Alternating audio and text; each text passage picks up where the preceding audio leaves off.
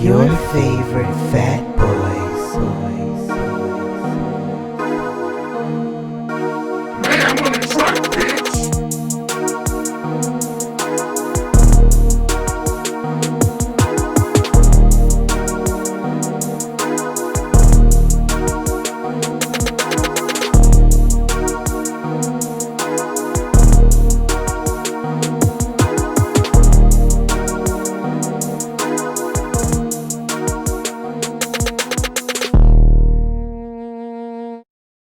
What's up, world? It's your favorite fat boy, Jarron. Stefan, aka Mayhem, aka the Yu-Gi-Oh! PlayStation, aka It's Me, Mario.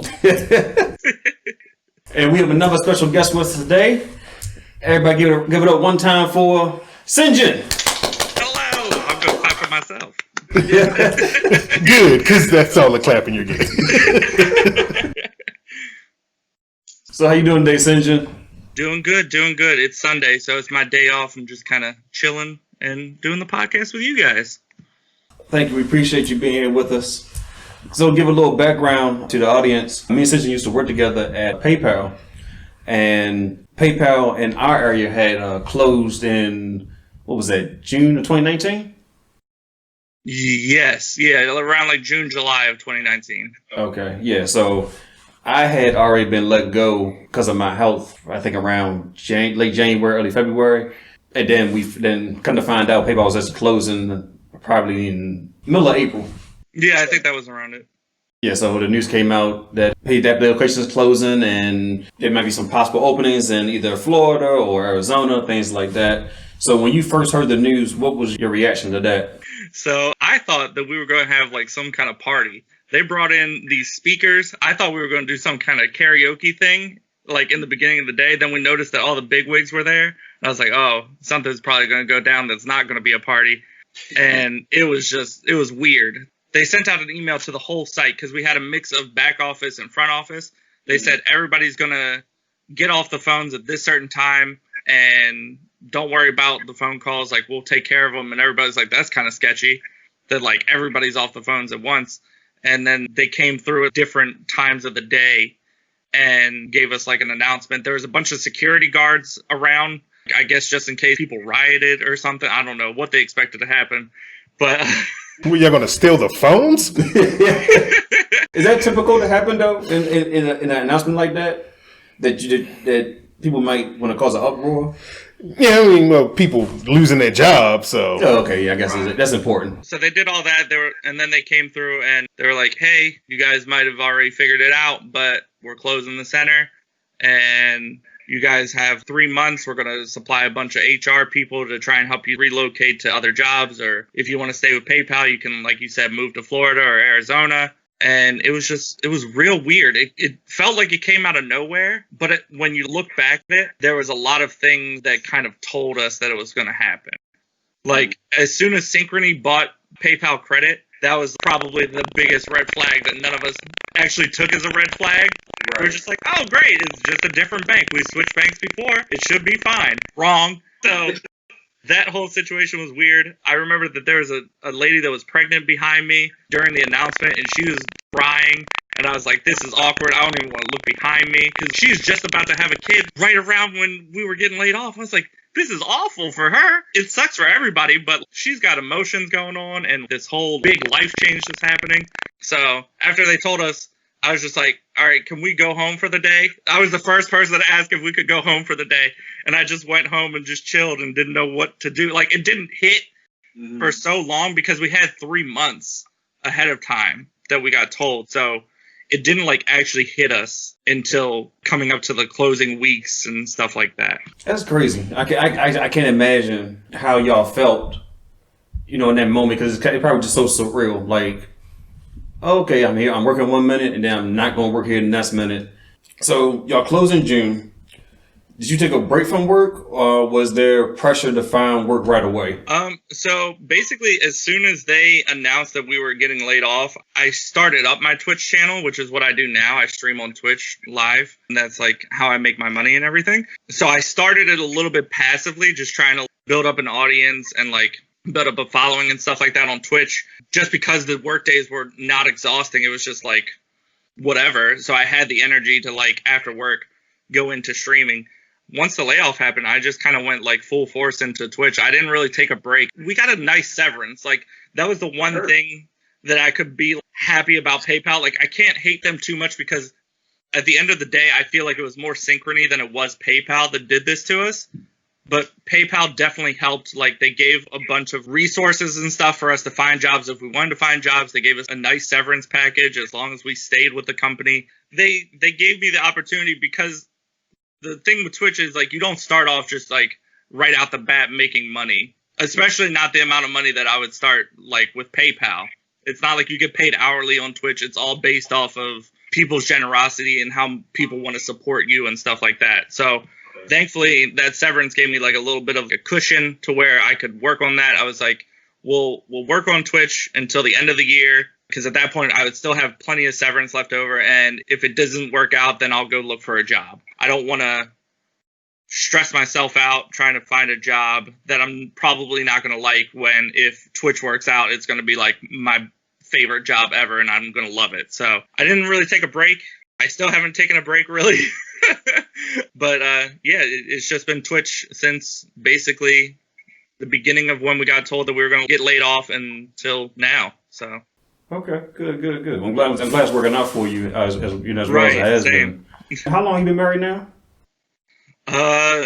3 years this November. Okay. He didn't seem certain about that. I always try to like answer how long we've been together and how long we've been married. I think it's like 8 years. It'll be 9 years, but it'll be 3 years this November. I know that for a fact. That's good. So, how did your wife take the news that PayPal was closing, and that what was her reaction to you wanting to do the Twitch channel as well? So she was definitely surprised because I feel like she was in the same boat as all of us, where like PayPal is a big company. You feel like you kind of have like a little bit of job security. You don't think you're going to get laid off by like a global company just out of nowhere. So she was shocked by it. But at the same time, I had been talking about doing like Twitch and content creation online for like a while now. And she was like, you know what, like we have this chance to do it.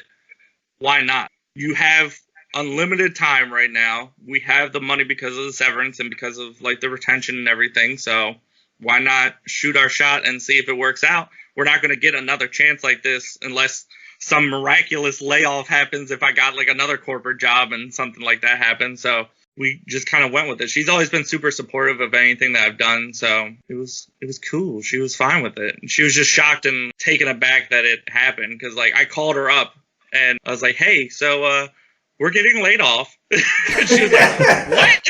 Because there was no signs about it. And I talked to her about it and like they gave us the contract and everything. And I was like, yeah, let's just do it. So yeah, she's been super supportive with everything that I've tried to do. So I'm very appreciative of her. I love you. If she watches this, she should. Does she participate with you at any point in time? So she's come on occasionally because she still has her normal job. So the way that my schedule works is I tried it at first and from like a 9 to 5 with Twitch. And with Twitch, because like a lot of the people that I would be looking for are people from like North America, if I stream 9 to 5, a lot of the people that are going to watch are like from the UK or something. Because at that point, then they're off at like a 9 to 5 schedule. All the people in North America are usually working during a 9 to 5 schedule. So I switched it over. I started from 9 to 5 and I was getting a bunch of UK people. And then I switched it over from 3 to 9 now. So I do that. So kind of like the later end of her workday is when I start. So every once in a while she'll come on and do like a couple streams or whatever. There was like a Christmas thing where we built gingerbread houses and did Christmas stuff. And we've done like drinking streams and just weird stuff. People love having her on here, but I don't want to push her into it if she's not feeling she wants to be on it. But she's been in. And she helps me with business expenses and planning different events and stuff like that. So she does like a lot of the behind the scenes of the stream and everything, which is cool. That's great. I'm glad to hear that, you know, you have a good support system with her and she's able to, you know, to pitch in and help, you know, whether she's jumping in on the stream or she's, you know, doing stuff behind the scenes. I was joking with Stefan. I was telling him, I said, I don't think a black woman would be, you know, down for a man talking about what I'm about to play video games for 9 to 5. You'd be surprised. We have like a couple of people, like we have a lot of women in the community recently that are coming through and being like super cool about it. Because you would think, at least with my mindset of how I thought of things before, was like the only people that are going to be on Twitch are like teenage boys to like middle-aged boys, like around my age, like millennials or something. And there's like a lot of women that are super cool, like they game and they like support streams and stuff like that, and it's just been super cool. And it's like people from all different aspects of life, whatever race they are, or nationality or ethnicity or anything. Like, it's crazy how like this platform brings so many people together. I love it. That's great. We can find you a woman on Twitch. Oh, is that what that is? Yeah. There you go. I keep my eyes on it. You're looking in the wrong places. You're probably right. So you mentioned earlier that you get, I guess, like kind of like crowdfunding a little bit. How you get paid. How do you profit off of Twitch? So it's kind of like crowdfunding in like the simplest terms of like explaining it to somebody who's not privy to it. So there's a bunch of different ways that you can make money through Twitch exclusively, and then usually with Twitch you want to like have like outside sources of income and like diversify your portfolio and stuff like that. So like I sell merch too. Of course I'm not wearing any because I'm an idiot. Very much so. But I sell merch. I do commissions for art because I do art still. I'll do that. But as far as Twitch specifically, there's two different systems that you primarily make money out of on Twitch. There's bits, which is pretty much the equivalent of like a penny. 1 bit is 1 penny. And you can go through and you can pay through Twitch to get a certain amount of bits, and then you use those bits to cheer on the channel. And most streamers have like alerts that pop up like, you just cheered 100 bits, and like some sound effects go off and like MLG air horns like brr, brr, brr, brr, and like all this other stuff happens. So you have that. So like 100 bits is like $1 basically. So there's that situation, and then there's also subs. Subs are what usually is incentivized the most because you get a bunch of emotes. So every channel is able to create their own emotes as soon as they get affiliate, and the affiliate system is where you actually start making money. So when you first start off on Twitch, you're not going to be able to make any money unless somebody donates to like your PayPal. You start off and you have to get to a certain amount of followers, and you have to get to a certain amount of concurrent viewers, which is kind of a struggle depending on how well you market yourself and stuff like that. I know some people that haven't gotten an affiliate for like months. I got it in 1 month of starting streaming just because I really put myself out there, and I was like, hey, come look at my channel, come do this, come do that. And I was just putting myself out there as much as possible. So I got it relatively quickly in like the grand scheme of things. So once you get that, you unlock all these emotes that your subscribers can use. So I have 5 of them unlocked, and you get more as you get more subscribers and stuff like that. But basically, when people subscribe, they get ad-free viewing, so they can watch my stream. They don't have to get any ads from Twitch or anything like that, which is super nice. It doesn't like take you out of the experience, because if something cool happens and then you get hit with like a Wingstop ad, you're like, oh, great, I missed it, and I'm hungry now too, so I have to spend money on Wingstop. So that's the cool thing, is getting ad-free viewing and getting the emotes, because you can put those emotes anywhere on Twitch. So I have a couple. I have one that's Squirtle, because I'm like super into Squirtle. So I have like a little Squirtle with little heart eyes on it for like Squirtle love. I have emotes of me like just waving and laughing and being scared and stuff like that. And you can spread those wherever. So people will sub for, it's usually like $4.99. And as an affiliate, you only get half of that. You get $2.50 of that, because Twitch has to make their money. I understand that. So people can gift subs as well. So if you know somebody that's super generous in the channel and they just want to help the community grow, you can just anonymously or randomly gift out subs to people that have been to the channel before. So I had one person, just as an example, in September, they came through and they gifted like almost 400 subs, which is, what is 400 times 5? That's like $200 or 2,000. 2,000? Obviously, Math is hard. Math is difficult, man. So that's like $2,000 that he put into the channel in 1 month, and that's one person. So it can be crazy. There can be people that come through and are able to support the channel in tremendous ways like that, or I value that person as much as a person that can come through to the channel and not be able to do anything financially, but is still able to like hang out and chill and be like, this is a fun stream. It means the most to me when people come through and they're new and they are like, hey, this is a super cool stream and I'm going to tell my friends about it. And then their friends come through and then the community starts to grow. And it's not anything that they had to contribute financially. It's just the channel growing organically through people being awesome. And I appreciate both of those camps of people. Yeah, those are the main ways is through the bits and the subs, and people will go crazy with both. So That's good. depending on who you are and how your community is, by no means, my success is not like the standard for Twitch. There are plenty of people, just in case somebody's watching this and it's like, oh, I want to get into Twitch, to have somebody drop like $2,000 on my channel in a month or something like that.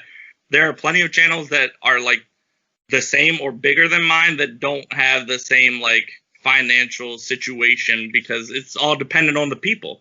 If you have people that are able to go through and they have disposable income, by all means, they can go through and do that, but it's not the same for everybody. So It makes sense. With this pandemic going on, have you seen an increase or like a decrease, or how it's been like kind of up and down as far as like your following and donations being applied to your account?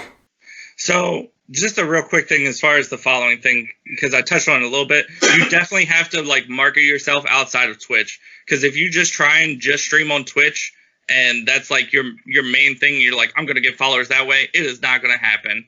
Because the way that Twitch and their algorithm works, let's say you're into Super Mario, the new 3D All-Stars game, and you want to see somebody streaming that.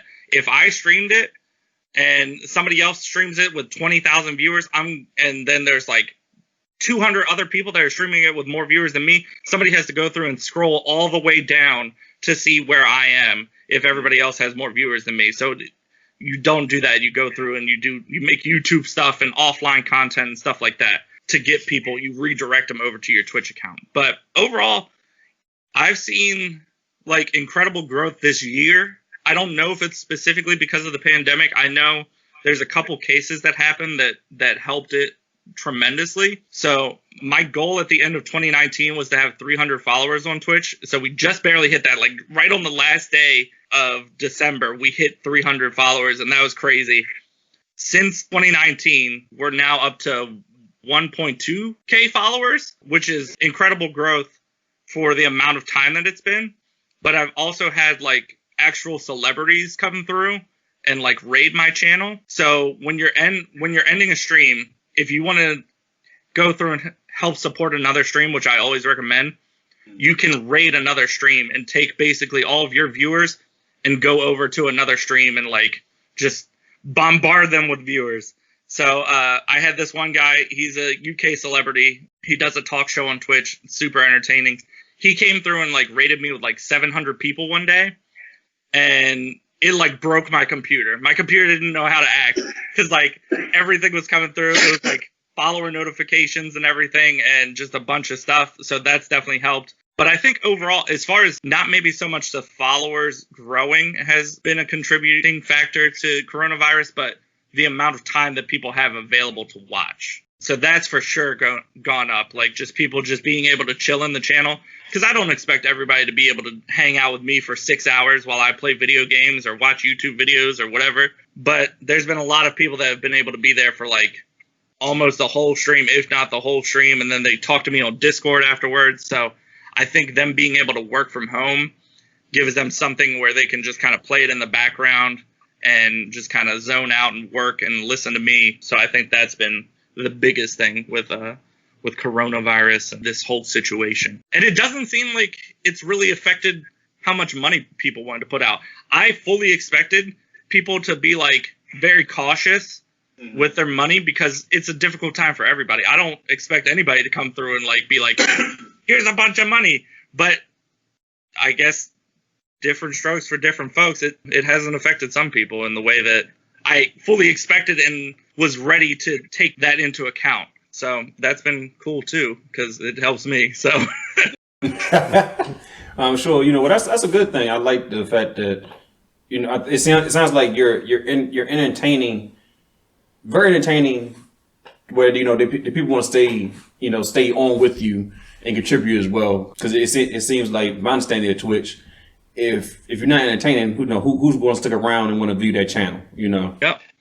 I mean, it's kind of the same thing as switching through different TV channels. Like, if you go to a TV show and you're like, this sucks, you're just going to click off of it.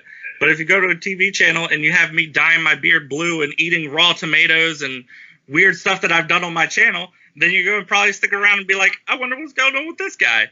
You don't have to put yourself out there and do crazy elaborate stunts or try and like be a clout chaser or anything, but every once in a while I'll do something a little bit silly. It's like a community goal. Yes, I remember you did dye your beard. So would you dye your beard? I don't look good with a lot of colors. How do you know? Because I don't do it. That's how I know. I will eat raw tomatoes though, because most people do. That's not instruction yet. You should like dye your beard pink. Yeah, we'll talk about that next month. We should do this month for breast cancer awareness. Hey man, if you need some blue beard dye, I still got it. Don't you be doing product placement? Oh, sorry.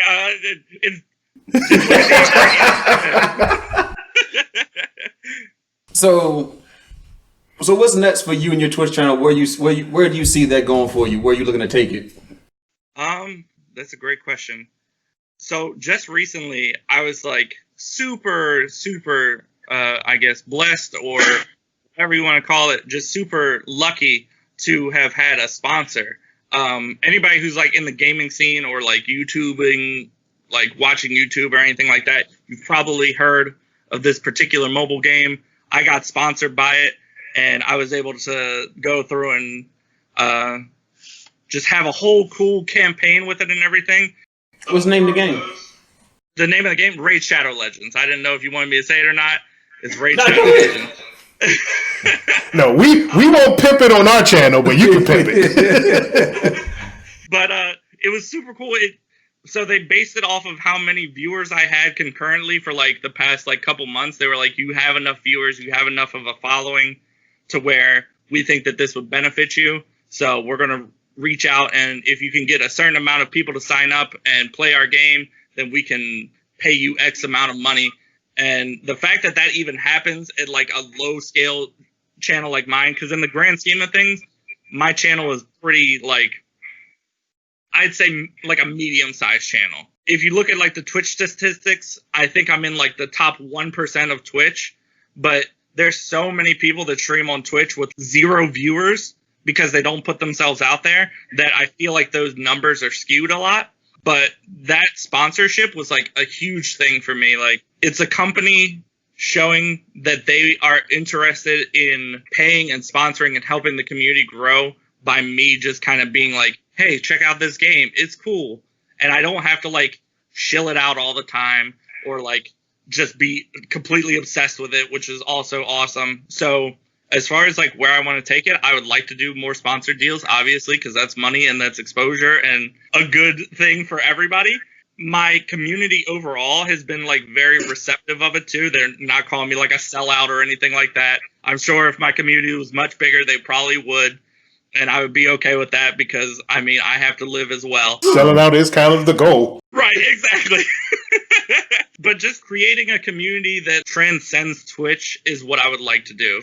We already have started to infiltrate Twitter, and like we have a Discord server that has a bunch of people that just hang out and play video games together or just do whatever. Like we do movie nights where we just hang out on Discord and we watch movies together. I just want a group of friends that I can just hang out with and have a good time with. And as long as everybody's having a good time and it's inclusive and everybody feels included, that's the main goal. That's all that I care about. If I can support myself and my family and everything else and the community, and if I can give back to the community in some way, because I've been doing giveaways and stuff because of everything blowing up, then that's where I would like to take it. Just keep on this steady incline of where we're going now. That's great. I'm very happy for you, Sinjin. You know that you found a passion of yours and you took it to the next level. And for me, I got a better understanding of what Twitch is and how you were able to monetize that, you know, as well too. Because I was like, how's he making money off this? Like, how's he getting viewership? things like that. So I really appreciate, that knowledge you have, and you was able to share that with us today in our audience. So before we move on, I have one more question. What games do you play when you stream primarily? Oh, that's a loaded question right now. So there's been so many games that have been coming out and getting delayed and getting hype built up and then like getting canceled.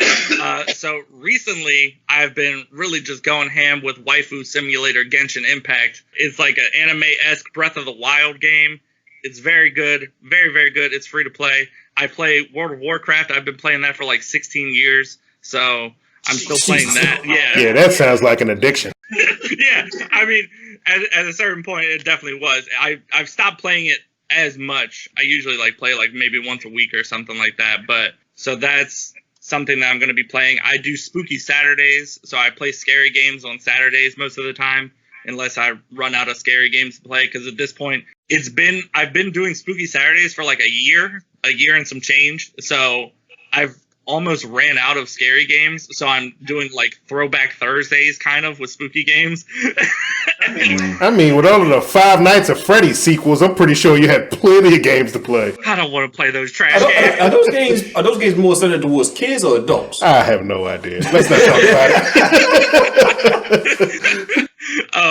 So yeah, it's kind of all over the place. It's just kind of whatever tickles my fancy. I try and keep up to date with games that are coming out and just try and give people what they want. We have like a whole thing where viewers go through and they suggest games for me to play. So it's kind of all over the place. I try and keep it varied so that way I can get like a larger audience of people to come through and be like, hey, this person's playing that game that I like. But I do tell them I might not be playing it the next day because we never know. So cool, good stuff. Well, that was part one of our podcast. So the second part of it is that we're gonna go full on geek because me and Stefan, we have episodes we call Hero Talk, where we talk about like a lot of the upcoming news and whether it be Marvel, DC, comic book related, superhero shows, action movies, things like that. So we have another nerd with us, thank goodness, that we talk about this stuff with. And so we're just going to have, this is a three-way conversation, just kind of bouncing ideas off of and see what you're feeling, what you're not.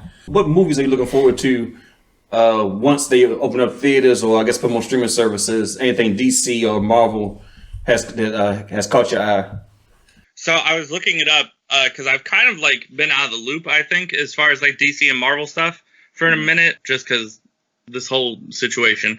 But I was looking it up. There's a movie called, I think it's Shang-Chi and the 10 Rings. It's a Marvel movie. Yeah. Yep. Man, I looked this dude up. He is the most badass dude that I've ever seen that doesn't have actual superpowers. He's like Neo, but just in the Marvel universe.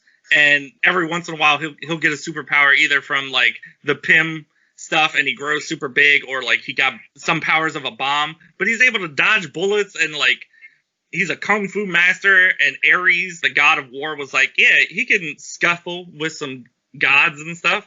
So that one looks super interesting to me, just based off of, I don't know a lot about that character. I feel like I've heard of him before, but he's not like a main staple of like the Marvel and the Avengers. So I think anything like that's cool, where they like take other characters and they're like, hey, here's a cool character that you probably haven't heard of. What else? The Marvel's What If series looks super interesting too. Those are like the two things that really like popped out to me. I want to look more into DC stuff. I haven't watched like a live action DC movie in a minute. You didn't miss anything. Like, I hate to show my bias. I know DC is better for animated movies, which I appreciate as like an artist and stuff like that, but They used to be. They've gone downhill substantially for some time now. Well, the last few animated movies haven't been that bad. Animation wise, they've been pretty. The Superman movie was the last one that came out with Man of Tomorrow. Oh, that was alright. That was just alright. Yeah, that was alright. It was a different. It's a different. What's the word? I mean, different art style than what we used to see. I mean, it's not even the art style. It was a terrible story, and that third act fell apart hard. So so when you watch anime, and this is a question to you too, Sinjin, does the art style for you impact the storytelling of a movie? yeah, for me it does.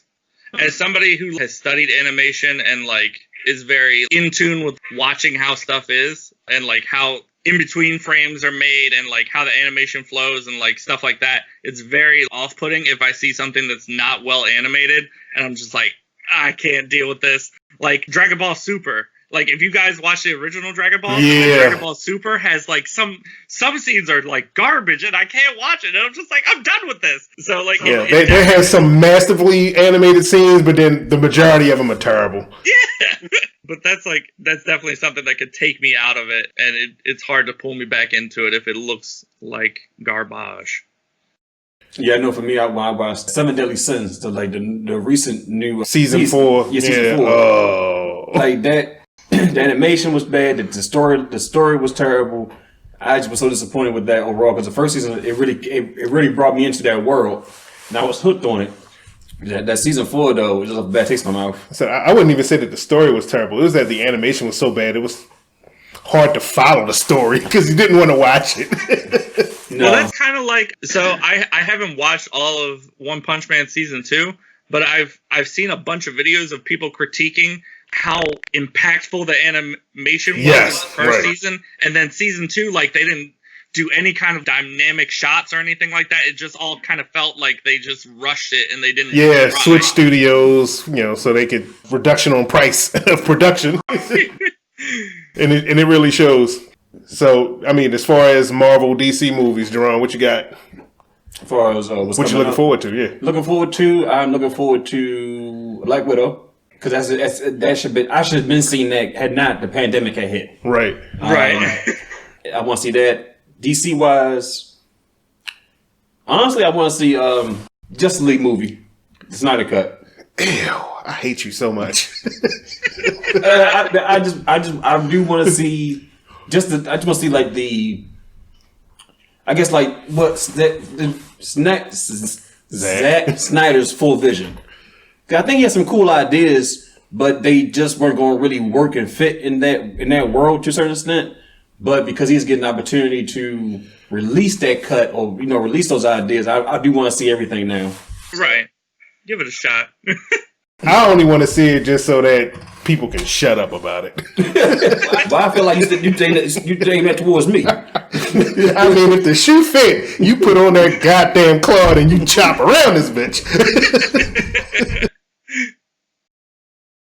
But no, for me, I think based off of what I've seen, at least the last trailer that I've seen, the thing that I'm looking forward to most is probably Scarlet Witch and Vision. Okay. I mean, WandaVision, because it looks so different than anything that Marvel's done so far. So that's what I'm looking forward to. As far as DC, nothing really hits my radar. Quick side note, how are you guys feeling about the Robert Pattinson Batman? How are you feeling? Well, I wasn't a fan at first because the only thing I've really seen him in was Twilight. People only know him from Twilight, but he can actually act.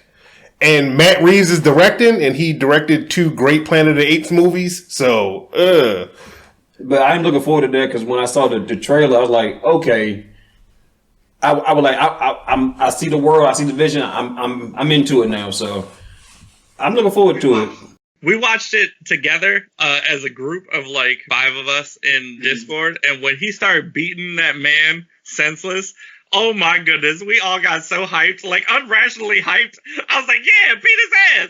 Break his ass, beat his ass! I was so excited. So if more of the movie is about that, like just Batman just straight up crippling people, I'm about it. I'm interested. Yeah, like I said, it's directed by Matt Reeves, and Robert Pattinson can actually act. And I trust Matt Reeves as a director, so. Yeah, I won't hold Rob Pattinson to him open up his chest and he was sparkling glitter and stuff. Hey, he hated that movie as much as everybody else did. He hated nothing to walk away from it. Money's money. I only know him from Twilight, and he was also Cedric Diggory on Harry Potter, and he died a noble death on Harry Potter, and that's about it. Those are the only 2 movies. I don't even know if you look on his IMDb if he even has any other acting roles. He has a ton of acting roles. He does. He's been in a ton of movies. He's a very well versed actor, but yeah, the man can actually act. But again, he's only known for those 2 main roles right there, Twilight and Harry Potter. So right. But I think he'll do the role justice. I have to wait to see the movie to see like where he ranks as far as like I guess is he better than Affleck or is he better than Christian Bale in a sense. So, but Batman has enough content and enough material and supervillains that they can. I won't say they can recast the character like every 10 years, but they keep that story going. Right, true. So, what's your favorite Marvel movie and favorite DC movie? And do you have a favorite character for each one? I mean, you can go superhero movie in general. I'm trying to think. If that makes it easy. I think like an anti-hero that I like from DC, if this counts, is Lobo. I really like Lobo. Everybody loves Lobo. I don't feel like I hear enough about Lobo. Maybe I'm just in a secluded little bubble of knowledge. Right. But Get out of your echo chamber. I love Lobo. I really like the Deadpool movies because I like comedy spruced into stuff a lot. And I think that Ryan Reynolds being Deadpool, other than that time that he was Deadpool in that Wolverine movie, was like the best choice that they could have picked for him. I love Ryan Reynolds, and that movie I think about a lot, and I'm excited for the third one to come out. They said that they're going to make it rated R, I think. I've been hearing rumors, which I'm excited for. Yeah. The CEO of Disney is like, they don't plan on changing what has been the success. Right. So that's like one of my favorite characters. As far as like my favorite DC character as well, I really liked Flash for a long time.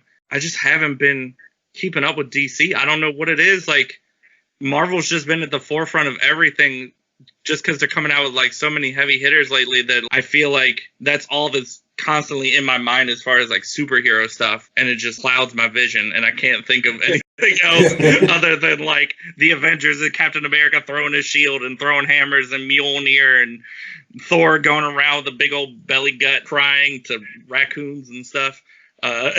So there's like the movies that are coming to my mind immediately from what I'm thinking. Right. And that Avengers game is not bad either. That's completely off topic, but that's what I think. I think you're lying. I have that game. We got first-hand accounts over here. Full disclosure, I'm saying it because I got it gifted by somebody. Oh, well then.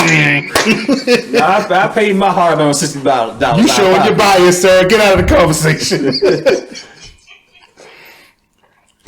It's okay. Like, I don't know. I think I'll have more fun with the characters like Captain America, Black Widow, Hawkeye, those type of characters in that world. Thor is uber powerful, so is Hulk. I hate playing with Iron Man. I don't like playing with him either. Because I feel like he's just too clunky, and he requires too much upgrades to really be powerful. I think it's hard for a game like that to be balanced for all characters. Because you got literal gods of thunder and a big-ass green tank behemoth guy. And then you got like Nighthawk and Scarlet Witch and stuff like that, or Scarlet Widow and Captain America, and they're just like fist fighting people.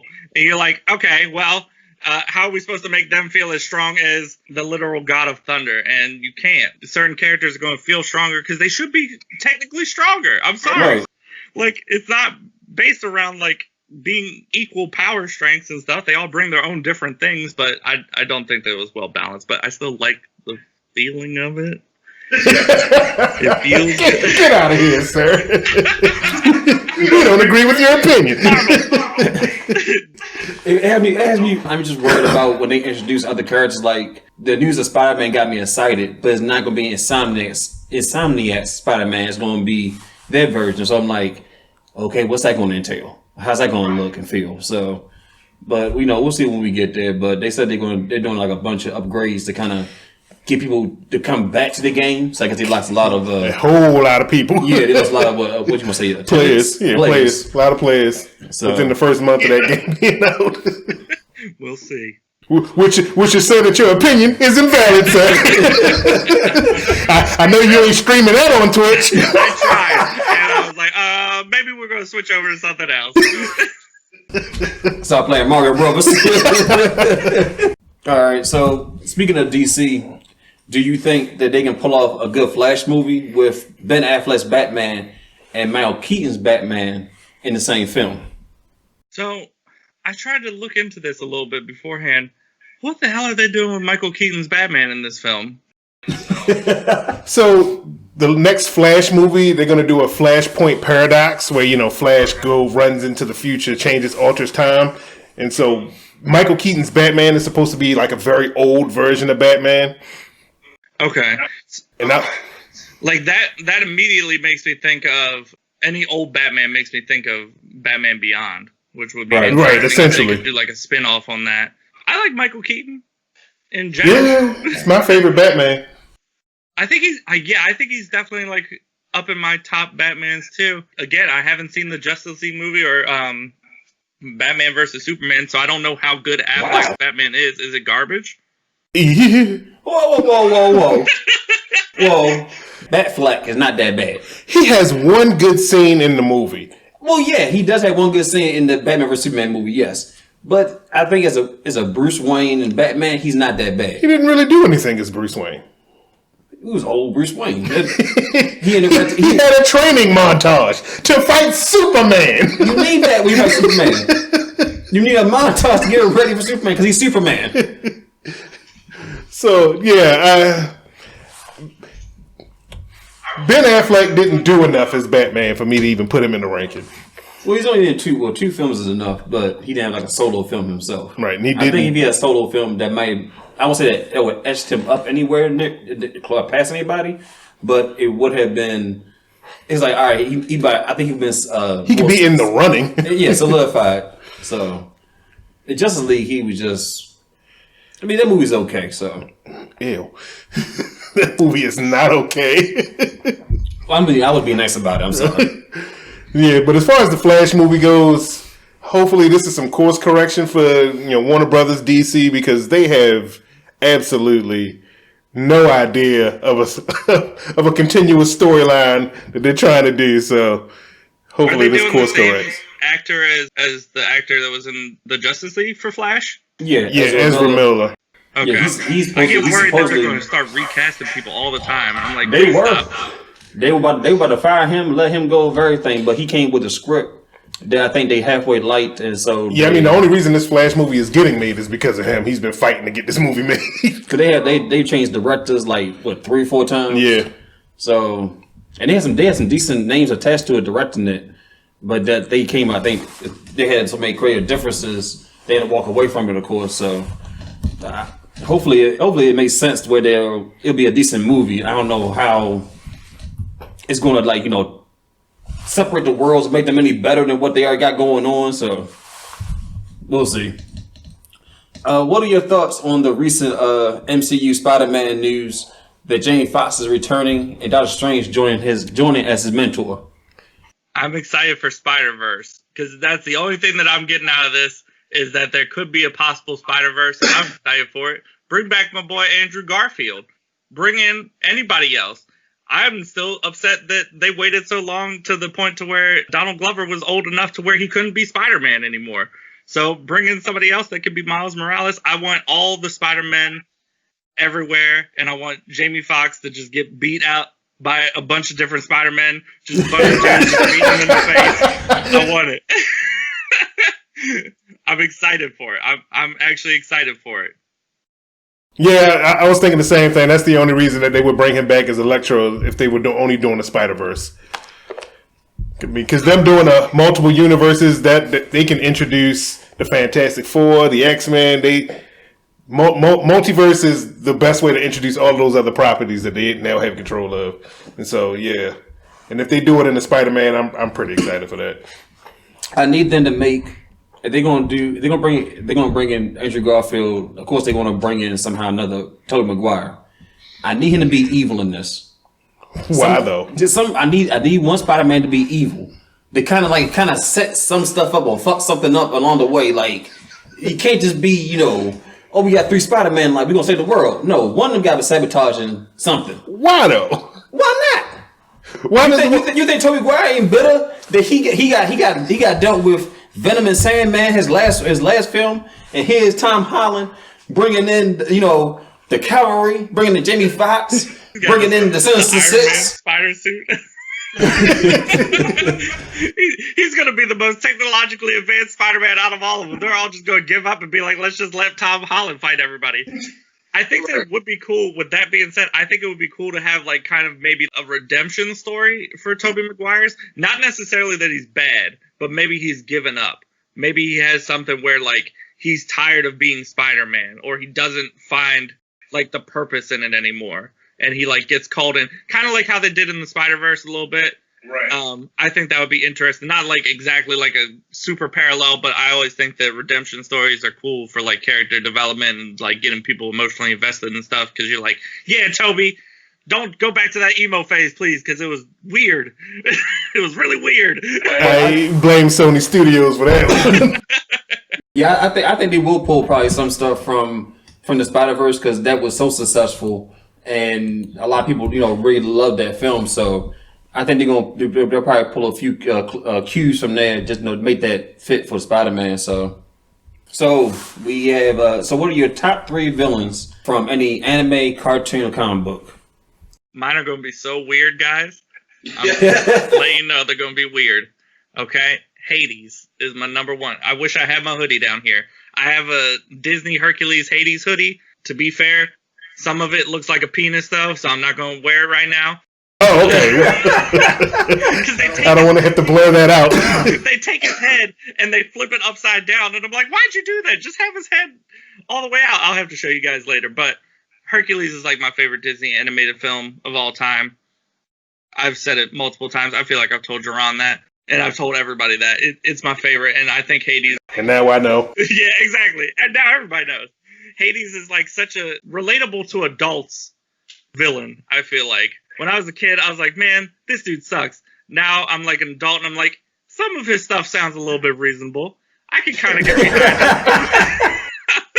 I'm like, I can see him like hating basically his boss for like putting him on janitorial duty for the most part, and like some other stuff. I just like Hades. I like James Woods as a voice actor for Hades, and I'm he definitely did a good job for live action Hercules movie. I'm terrified because Disney's record for live action movies from animated movies is not good in my opinion.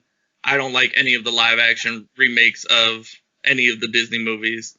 Lion King, Aladdin, Cinderella, Jungle Book. I don't think any of them are really good, but I'm scared for that. So that's number 1. Number 2 is Megatron. Megatron is, from what I can remember, like one of the longest standing villains that has been getting his ass beat consistently over the decades, and he still isn't quitting. He's went through so many different forms. And he killed Optimus Prime in the 1984 Transformer movie. Let's go put that out there. But then the next season, he just gets his ass beat again. Okay, that's true. But he's been through so many different forms with like Beast Wars and Autobots and all these different forms. The man literally turned into a gun at one point. That was his original. Gen 1. Turns into a gun. Who's shooting it? There's no hand part. Starscream shoots the gun. Come on now, get with it. Starscream didn't shoot him a lot though. He would jump up in the air, transform, and Starscream would shoot him, and then he'd jump out of his hand. I think Megatron is good, and then I honestly couldn't think of a third one, so I was just like Plankton from SpongeBob. Boom, villain. I mean, if we go on lowest common denominator. He's a villain, and he's also relatable. I think I just look for relatable characteristics in villains, and that's why I like him. Okay, that makes sense then. I was going to put the villain that stuck in my head the longest throughout my childhood was him from the Powerpuff Girls. Him, yeah. Oh, okay. Terrifying-ass creature. I don't know what it is. It's spooky, and it gave me nightmares when I was a kid. And I was just like looking up villains. I was like, all right, well, it's either that or Plankton. And I feel like more people know about Plankton than they do about him. So probably true. That's good. That's a good list right there. All right, we're going around the table. You next. You go ahead. Nope, it's on you. We're going this way. That's clockwise. No, sir. So for mine, I also had Megatron too. It's top of my list. Okay. I felt like Megatron. He got stuff done, but then he didn't get nothing done at all. Right. So, but I found him to be entertaining, and then as you read like the comic books, see the different anime movies they've done with them in there. They've able to delve deep into the character's past, and you find out more about what Megatron is. So he's trying to save Cybertron, but he's doing it in probably the worst way possible. So, yeah. So he's top of my list. Second for me would be Frieza from Dragon Ball Z. I was about to put him in there. Yeah, he had a goal. He was relentless. He killed his arch enemy's best friend. Then got his ass kicked for 10 episodes. Maybe more. Yeah, it was definitely I'm more. not gonna go back and waste my time watching it. I'll just do the abridged version. So, but then they brought him back into Super, and he's kind of like anti-hero-ish to a certain extent. But I like the fact they brought him back because he was somebody who's still I'm going to beat Goku one day, and he actually leveled up too. He got his golden form. So Frieza's been somebody I like to watch. I think it's very entertaining. Third villain, I would say Lobo. I've always liked him in Superman animated show, reading the comic books, and I think that's somebody that in a movie I would love to see Lobo versus Superman, just because Superman can fight somebody that's on his same level of strength, and that's something that I don't think we've seen in a Superman movie, or when he's in a movie period, that he fights somebody equivalent to his strength. I mean, they try to do that with the Man of Steel movie. Yeah, but I mean, we all knew how it was going to turn out, though. Him fighting General Zod and everything. And I wouldn't really consider Lobo a villain per se, because he's a bounty hunter. It's not really, he doesn't really have an affiliation. Okay. But yeah, I guess it works in context. He has villainous characteristics. Sure. we can stretch it that way. He didn't pose him being a villain. Right. So I'm gonna start my list. I'm gonna go 3, 2, 1 instead of 1, 2, 3. So number 3 for me is Scar from The Lion King. Lion King is my favorite Disney movie, and Scar is about the most relatable villain that I know of. And what you saying is you got an evil uncle out there somewhere? well, I'm the evil uncle.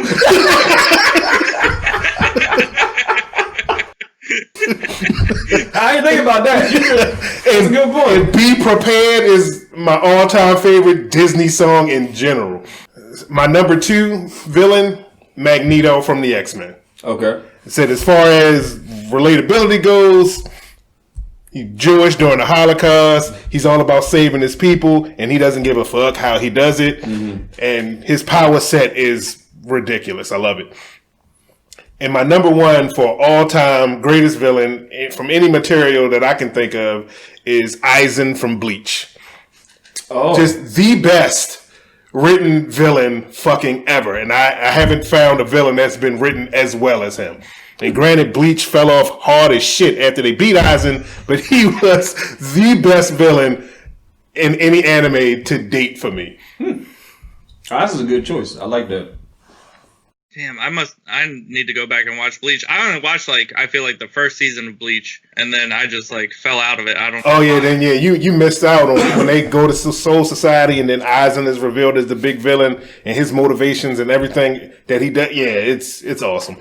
Aizen is a fucking phenomenal villain. Yeah, Bleach is a good series to watch, but you gotta get to the points where they're doing a lot of fighting and explaining the reasons why they're fighting, because they got so much filler in a lot of those seasons. All those animes tend to have a shit ton of filler. Yeah, all the shonens. Yeah. If you were on Shonen Jump, we got filler for you. They gotta sell those magazines or those manga, so they gotta make it as drawn out as possible.